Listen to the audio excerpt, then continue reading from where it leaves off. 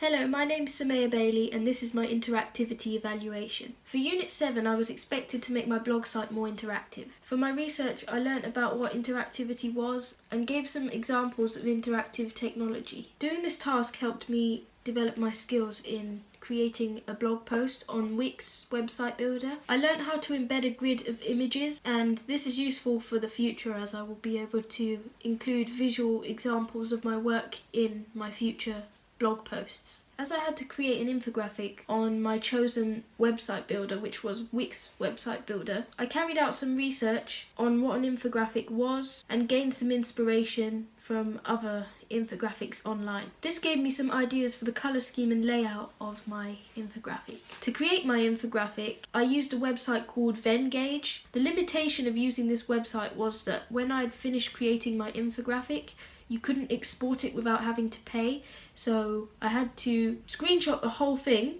and I realised that when I uploaded it to my blog site the image came out blurry, so my second idea was to screenshot individual parts of my infographic, put them all in Photoshop and line them up, and then export it as a full infographic and then upload it to my blog. The only trouble with this was because I'd only taken the screenshots, there was red dotted lines under words that weren't in the dictionary, for example the word Wix, so that was the only limitation of taking a screenshot of my infographic, but it was the only way to overcome the problem, so I feel that this developed my problem solving skills and helped me take initiative in a task. After my research on interactivity and creating my infographic, I started my research on blogging.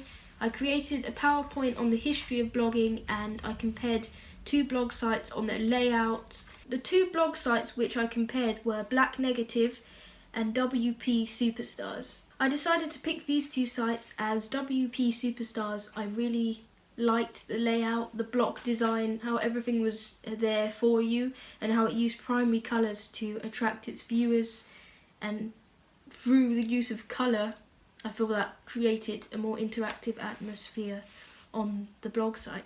I was impressed by the amount of interactivity on Black Negative, but I did come across some limitations while using the site. There was the ability to scroll between pages, but this kind of affected the buttons on screen on different pages because sometimes the mouse would stay in the scrolling ability and still think it's scrolling, and then it wouldn't let you click on the buttons. This made me understand that while interactivity can be a good thing, it can sometimes interfere with other elements on your blog site, and that's what persuaded me to pick a more simplistic layout for my blog site. I also created a PowerPoint on how I was going to make my blog more interactive, so I talked about plugins, hyperlinks, navigation around my site, my colour scheme, and anything that was clickable and made it more interactive for my viewers. From this task I feel that I understood the codes and conventions of a blog site and what was required as standard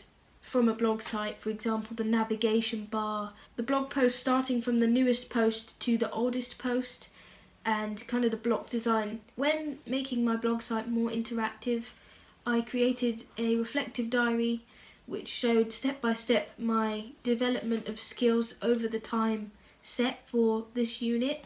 I started off by making the navigation on my channel easy for my viewers to access and locate my work, so I made designated sections on the navigation bar for each unit under each teacher's name, and I made it so that when you hover over the name of the teacher, a list of the units for that teacher would come up. I also included a search bar on the navigation bar which was easily accessed via the Wix app market, which is a market which you can download apps to put on your website that would make it more interactive, for example adding HTML, plugins and social media buttons. This search bar made it easy for my viewers to access individual blog posts by just typing in words that were used in that post or typing in the title itself. My next step was to focus more on my social media, so on my homepage, to make my homepage stand out, I added a couple photos which I'd taken and included them. I did have a designated part on my site where I had an image that represented the season it was and the word of the season.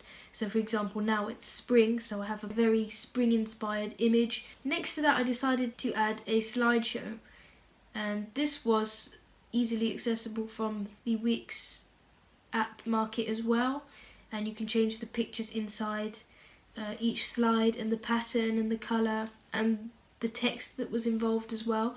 So what I did for the first slide, I wrote about myself, just a short, sweet explanation of who I was and what I did, and an image of myself.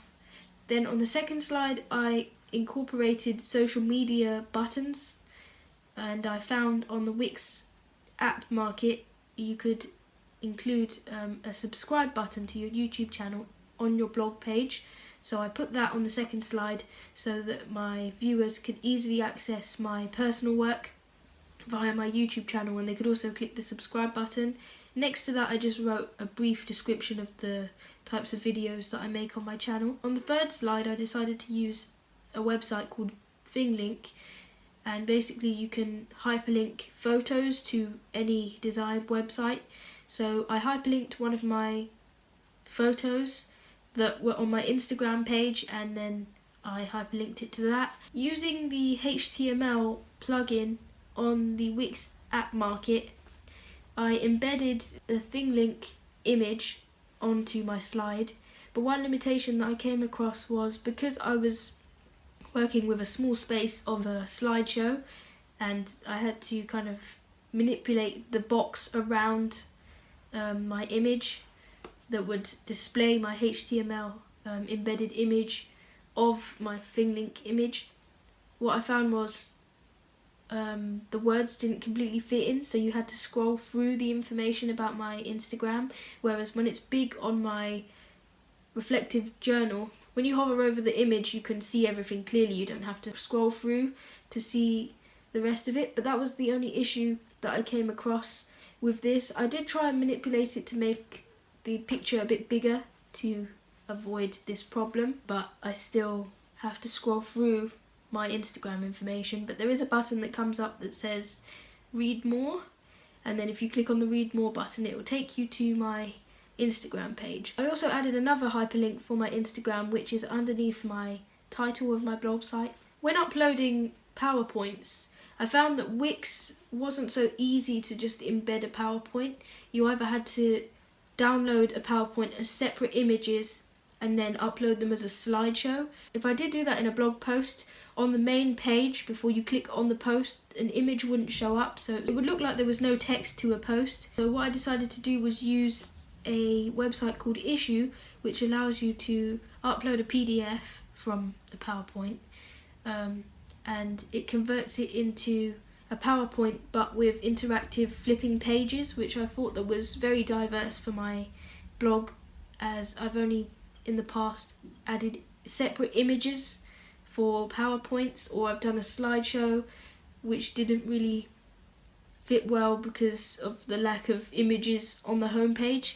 So instead of uploading the PowerPoints as separate blog posts, I decided to put them on the actual page of the unit. So when you scroll through, you see how to make my blog more interactive, the history of blogging, and scroll through to my work.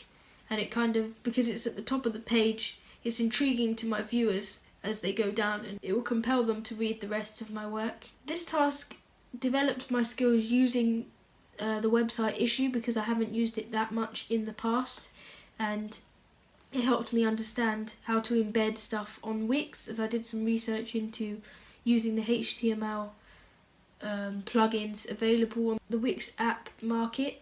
So it developed my skills and understanding in my chosen blog site creator, as well as the software for uploading my interactive PowerPoints. From my PowerPoint on making my blog site more interactive, I feel that I've completed everything that I wanted to on my blog in terms of interactivity, the colour scheme, navigation, finding it easy to locate my work, and including my personal work as well as my educational work. I feel that I kind of stuck to my inspiration when it came to layout from WP Superstars, as I really liked the block design and kind of pastel primary colours to attract my viewers. I liked the idea of Black Negative's homepage being very, very interactive, and hovering over stuff caused animations and other interactive content. So I incorporated this through the use of my ThingLink images, my blog posts, my navigation bar with my units, and my search bar as well. I think I've got a nice balance between my two blog site inspirations, because as I said before, the limitations of having it too interactive can sometimes interfere with the different interactive elements on a site, like if you have to click a button and the mouse thinks it's swiping and it won't let you click the button. So I wanted to stick to the block design and layout of my blog site, and I feel that I have successfully done this, and I feel that I have successfully included enough interactivity, especially on my homepage, to intrigue and compel my viewers to continue to view my work. For future uses of interactivity, I will continue to incorporate my photography, and I may branch out in using websites that can hyperlink images such as ThingLink, and I will continue to make interactive PowerPoints from the website Issue. I may also use a website called Scribed, which lets you embed PDFs and JPEGs, which will be a lot easier considering that Wix doesn't allow you to embed a PowerPoint so easily as just uploading it. You have to embed it using the HTML app. And because of this limitation of using Wix, I'm kind of forced to have to use other more interactive ways, and in a way that's actually beneficial to my site and will help me develop my skills using interactive software. Having completed all the tasks for this unit, I decided to get some feedback from my peers on the positive and negative parts of my blog site and whether it was interactive enough and what they liked about it. One negative thing one of my peers said was that my blog post borders were white and it took away from the professionalism of my colour scheme. They said that they prefer it to be a different colour.